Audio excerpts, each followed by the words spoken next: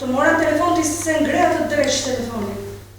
Mbrëmjen e së njëjtës në skenën e teatrit eksperimental u shfaq premiera e dramës Djali. Ai nuk flet më me mua. Për të unë nuk ekzistoj.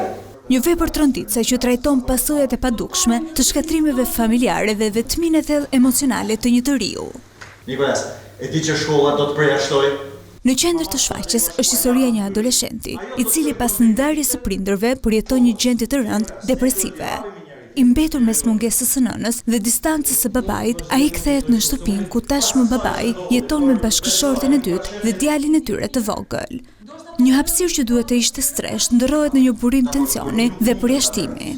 Është një rol tepër i rëndësishëm, sepse domethënë jo vetëm për të luajtur dhe për të qenë në skenë me këtë rol, por edhe për të folur publikut dhe për të mbajtur zërin e shumë personave që e kanë këtë lloj problemi në jetën e tyre. Është personazh goxha i komplikuar me shumë dimensione në vepër, shumë i vështirë, por besoj që nga puna që kemi bërë gjithë ekipin, kuptohet, them se do vi diçka e mirë. Vepra është reale, u këshilloj prindërve jo vetëm atyre që janë të divorcuar, por edhe prindërit që janë lumturisht bashk, sepse ndonjëherë na duket sikur i dëgjojmë fëmijët, por në të vërtetë nuk komunikojmë me ta.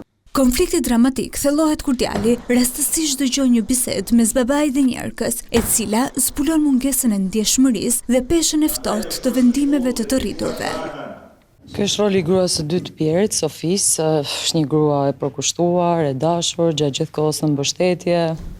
Domethënë jemi përpjekur me Fatosin ta çojmë në këtë lloj dimensioni, se ndonjëherë pozicioni i gruas së dytë mund të jetë i dy anshëm. Regjia mbështetet në një gjuhë skenike minimale dhe simbolike, ku ndriçimi i ulët dhe muzika e tensionuar pasqyrojnë gjendjen e brendshme të personazhit. Jemi munduar ta bëjmë një shfaqje naturaliste në kuptimin e aktrimit, pra që të përcjellim emocionin të cilin autori jep shumë bukur, pra jemi munduar të jemi sa më besnik frymës të autorit, kemi vënë në një si më themi ambient surreal apo simbolik. Djali nuk është thjesht një dramë familjare, por një thirrje për vëmendje ndaj shëndetit mendor dhe pasojave që vendimet e të rriturve lënë tek fëmijët. Këtë shfaqje do të keni mundësi ta ndiqni përgjatë kësaj fundjavë dhe në vijim në skenën e Art Turbinës.